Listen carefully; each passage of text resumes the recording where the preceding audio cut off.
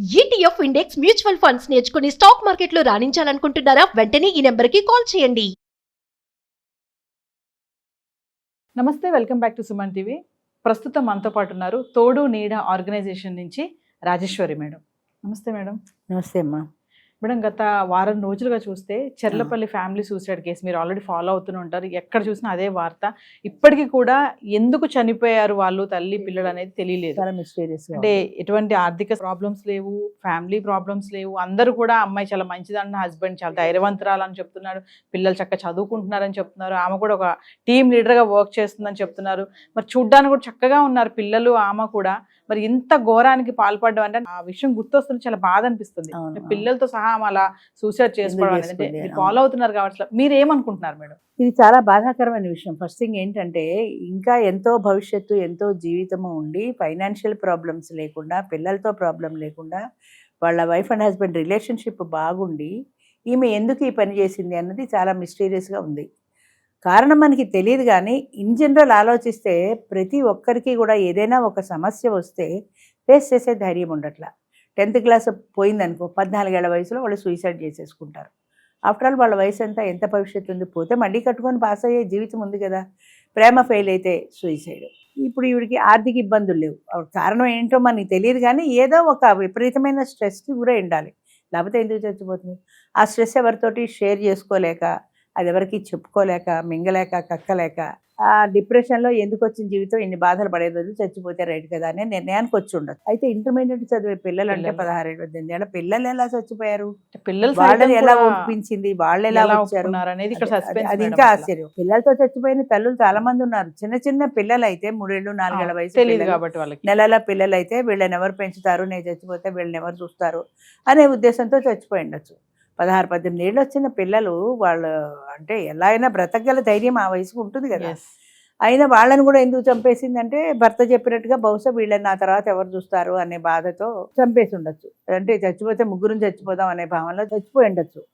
ఈ విషయంలో మనకి కారణం తెలియకపోయినా నేననేది ఏంటంటే, ప్రతి మనిషికి సమస్యలు వస్తాయి. కష్టాలు మనుషులకు కాకపోతే మానుకొస్తాయి అని ఒక సామెత. అలాగే మనకి సమస్యలు వస్తాయి. పుట్టిన దగ్గర నుంచి ఏదో ఒక సమస్య ఉంటూనే ఉంటుంది. కానీ ఆ సమస్యతో పిరికితనంతో చచ్చిపోవటం కాదు, ధైర్యం చేసి ఫేస్ చేయండి. ఎలాంటి సమస్యనైనా ప్రతి సమస్యకి ఒక పరిష్కారం ఖచ్చితంగా ఉంటుందమ్మా. అది మనకి తట్టకపోవచ్చు, లేదా మనకి తట్టిన ఇది మనకి నచ్చకపోవచ్చు, కానీ సమస్యకు పరిష్కారం అయితే ఉంటుంది. ఆ పరిష్కార దిశగా మీరు ఆలోచించండి. ఆ పరిష్కారం మీకు నచ్చకపోతే వేరే ఒక కొత్త పరిష్కారం ఏదైనా ఉంటుందేమో ఆలోచించి ధైర్యంగా ముందుకెళ్ళాలి. కానీ ఈ పిరికితనంతో చచ్చిపోవడం అనేది జీవితంలో ఏదీ సాధించలేరు.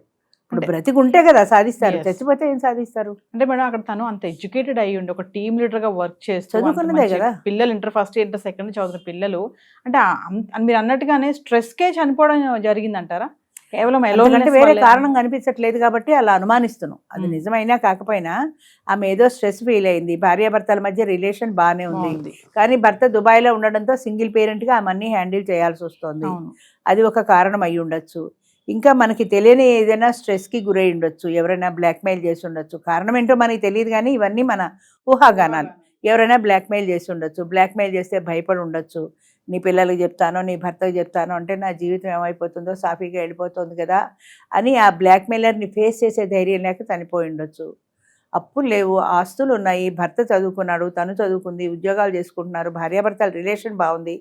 ఒకవేళ భర్త దుబాయ్లో ఉండి ఒంటరితనం ఫీల్ అవుతుందేమో, లోన్లీగా ఉండి సింగిల్ మదర్గా హ్యాండిల్ చేయలేకపోతుందేమో అనుకుంటే భర్తతో చెప్పచ్చు కదా, ఇక్కడికి వచ్చి ఏదో ఉద్యోగం చేసుకో, అప్పటి వరకు నా ఉద్యోగం ఉంది, మనం బ్రతకగలం, చచ్చిపోవాల్సిన పరిస్థితి లేదు, నేనున్నాను, నువ్వు ఇక్కడికే వచ్చేసాయి, ఇక్కడ ఏదో ఒక ఉద్యోగం చూసుకో, నేను దూరంగా ఉండలేకపోతున్నాను ఒంటరిదాన్ని అని భర్తతో షేర్ చేసుకున్నా పోయేది. నేను అందుకే చెప్తున్నా, ప్రతి సమస్యకి ఒక పరిష్కారం ఉంటుంది. ఆ పరిష్కార దిశగా ఆలోచించి ముందుకెళ్ళాలి, కానీ పెరిగితనంతో చచ్చిపోవడం అనేది పరిష్కారం కాదు. 10th క్లాస్ ఫెయిల్ అయ్యి చచ్చిపోతే జీవితంలో పాస్ అవ్వలేడు కదా, ఇక ఫెయిల్డ్గానే చచ్చిపోతాడు. జీవితంలో ఓడిపోయి చచ్చిపోవద్దంట. నేను అనేది ఏంటంటే, గెలుపు సాధించాక చచ్చిపోవాలంటే, కానీ గెలుపు సాధించిన ఎవరు చచ్చిపోవాలనుకోరు. ఆ గెలిచిన ఆనందంలో బ్రతకాలని అనుకుంటారు. అంచేత ఓడిపోయి చచ్చిపోతే జీవితంలో మళ్ళీ నువ్వు గెలుపు సాధించలేవు. కాబట్టి ధైర్యంగా ఫేస్ చేయి, ధైర్యంగా ఎదుర్కొని గెలుపు సాధించాలి, అంతేగాని పిరికితనంతో చచ్చిపోకూడదు. ఇది మీ మీడియా ద్వారా ప్రజలందరికీ చెప్తున్నది ఏంటంటే, దయచేసి సమస్యకి చావు ఒకటే పరిష్కారం కాదు, పరిష్కారాలు చాలా ఉంటాయి ఆలోచిస్తే. ఒకవేళ పరిష్కారం లేకపోతే మీరు ధైర్యంగా ముందుకెళ్ళండి, ఏదో ఒకటి ఆలోచించండి, ఏదో ఒక ధైర్యంగా ముందడుగు వెయ్యండి, అంతేగాని చనిపోవడం అనేది పరిష్కారం కాదు. అయితే నేను కొన్ని కామెంట్స్ చూశాను మేడం. చాలా వార్తల్లో, చాలా ఛానల్స్‌లో, మీడియాలో గాని, పేపర్‌లో వస్తూనే ఉన్నాయి కదా న్యూస్ ఇది. కొన్ని కామెంట్స్ చూశాను. వాళ్ళు ఏమంటున్నారంటే, అంటే కామెంట్స్ గురించి మాట్లాడుకుంటే, నీకంత బాధుంటే నువ్వు చనిపో. ఎందుకు పిల్లల్ని అన్యాయంగా చంపావు? పిల్లలు చిన్న పిల్లలు, వాళ్ళు చక్కగా వాళ్ళకి లైఫ్ ఉంది వాళ్ళకి. నువ్వు సంపాదించావు, నీకు ఆస్తిపాస్తులు బాగానే ఉన్నాయి. ఎందుకంటే ఆమెకి అన్ని ఆమె పేరు మీదే ఉన్నాయంట. వాళ్ళ అమ్మ చెప్తుంది. ఇల్లు ఆమె పేరు మీద ఉంది, అన్ని కరెంట్ బిల్లు కూడా నా కూతురు పేరు మీద వస్తుంది అని చెప్తుంది. ఇంత ఆస్తి ఉంది నీకు, పిల్లల్ని వదిలేయచ్చు కదా, నీకు బాధ ఉంటే నువ్వు చనిపోవచ్చు కదా, పిల్లల్ని ఎందుకు తీసుకెళ్లిపోయావు అనేది కొంతమంది కామెంట్స్ పెడుతున్నారు మేడం. కానీ ఇంకొకటి ఏంటంటే, కొంతమంది ఏమంటారంటే, మరి నా తర్వాత మళ్ళీ ఎవరు చూడరు నా పిల్లల్ని, నా పిల్లలు అనాథలు అయిపోతారు అనేది అది కూడా ఒక తల్లి ఆలోచిస్తుంది కదా. మీరేమనుకుంటున్నారు? అంటే పిల్లల్ని భర్త కూడా అదే చెప్పాడు, నా తర్వాత నా పిల్లల్ని ఎవరు చూస్తారని చనిపోయింది అని. చూసేంత పాలు తాగే పసిపిల్లలు కాదు, దే ఆర్ మెచ్యూర్డ్ పీపుల్. 16 ఏళ్ళు వచ్చిన పిల్లలు ఎవరు చూసేది ఏమిటి? హాస్టల్లో ఉండి చదువుకుంటే తండ్రి ఫీజు కడతాడు, వాళ్ళు చదువుకోవచ్చు కదా, వాళ్ళు చదువుకుని అభివృద్ధి చెందడానికి అవకాశాలు చాలా ఉన్నాయి. అయితే మరి నా తర్వాత ఎవరు చూస్తారని అనుకుందో, కారణం ఏంటో తెలియదు కానీ నిజంగా పిల్లల ధైర్యానికి మెచ్చుకోవచ్చు. ఎందుకంటే రైలు వస్తున్నప్పుడు వాళ్ళు ఆ మృత్యు రైలు రూపంలో వస్తోంది అన్నప్పుడు దాన్ని ఫేస్ చేయడం ఎంత కష్టం. పిరిగితనంతా వాళ్ళు తల్లి చేయి విదిరించుకుని పారిపోయే ప్రయత్నం కూడా చేయలేదు, అలాగే నిలబడిపోయారు. వాళ్ళు గట్టిగా పట్టేసుకున్నారు, ఏం చేయలేకపోయాను, వెళ్ళిపోయింది ట్రైన్ అని చెప్పేసి చెప్తున్నాడు ఆయన. హగ్ చేసుకుని గట్టిగా పట్టుకుని ఉన్నప్పుడు వాళ్ళు బెదిరించుకునే ప్రయత్నం చేయలేదు, కనీసం ఆ ప్రయత్నమైనా చేసి ఉండాలి కదా, ఆ ప్రయత్నం కూడా చేయలే. అంటే వాళ్ళు కూడా చచ్చిపోవడానికి డిసైడ్ అయిపోయారు. మరి తల్లి మీద ఉండే ప్రేమ తల్లే పోతే మేమెందుకు అని అనుకున్నారు, కారణం ఏంటో తెలియదు. కానీ అదే చెప్తున్నాను, ఎప్పుడైనా సరే జీవితంలో ఓడిపోతే నెగ్గే ప్రయత్నం చేయాలి కానీ ఓడిపోయామనే పిరికితనంతో చావకూడదు. ఇప్పుడు ఫర్ ఎగ్జాంపుల్ మా తోడు ఉండడం ఉంది, 15 ఏళ్ళుగా ఈ కార్యక్రమం చేస్తున్నాను. నెమ్మదిగా ప్రతి వాళ్ళు మొదలెట్టారు, ఒక 5-6 మొదలెట్టారు సైడు. చేసుకోవచ్చు ఎవరైనా, వాళ్ళు కూడా పేరు పెట్టుకున్నారు, రిజిస్ట్రేషన్ చేసుకున్నారు, చేస్తున్నారు. చేసుకోవడం తప్పు కాదు, కానీ ఇక్కడికి వచ్చి ఇక్కడ లంసంగా కనపడతారు ఓల్డ్ ఏజ్ వాళ్ళు, అందుకని ఇక్కడికి వచ్చి వీళ్ళని పట్టుకెళ్ళాలనుకోవడం తప్పు కదా. మీరు చేసుకోండి. ఇప్పుడు 15 ఏళ్ల క్రితం నాకు ఎవరున్నారు? ఎవరూ లేరు, నేనే ఒంటరిగా తంటాలు పడ్డాను, పీల్చుకున్నాను, నెమ్మదిగా వృద్ధి పొందింది. అంత ఓపిక లేదు, 10-15 ఏళ్ళు చూసే ఓపిక లేక ఇక్కడ రెడీగా దొరుకుతారు కాబట్టి వీళ్ళకి ఫోన్లు చేసేసి వీళ్ళని పీల్చి వీళ్ళని మా దగ్గరికి రండి అన్నా అది తప్పు. అది నాకు బాధాకరమైన విషయమే. అది బాధగా ఉంది, నేను ఫెయిల్ అయిపోయానని చచ్చిపోతే ఏమొస్తుంది? నేను ధైర్యం చేసి దాన్ని ఫేస్ చేయాలి, ఎలాగో అలా మళ్ళీ దాన్ని సాధించాలి. ఇప్పుడు మానేద్దామని బ్రేక్ ఇచ్చిందని ఈ గొడవతో మళ్ళీ నేను మొదలు పెట్టాల్సి వచ్చింది. రేపు మార్చి 8వ తారీఖున మళ్ళీ మొదలు పెడుతున్నాను.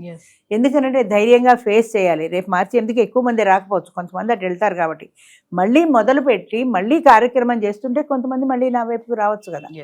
ఇక్కడ ఇంకొక పాయింట్ మాట్లాడుకోవచ్చు మేడం, అంటే కుటుంబ రిలేషన్స్ ఎలా ఉంటున్నాయి నవ్ డేస్. అంటే వాళ్ళ బ్రదర్ చిరంజీవి ఎవరైతే ఉన్నారో ఆయన అంటున్నారు, నేను నా చెల్లితో మాట్లాడుంటే అసలు ఏంటి అంటే అమ్మ ఇలా ఉన్నావు అలా ఉన్నావు అని మాట్లాడుంటే ఈరోజు బ్రతికుండేదేమో.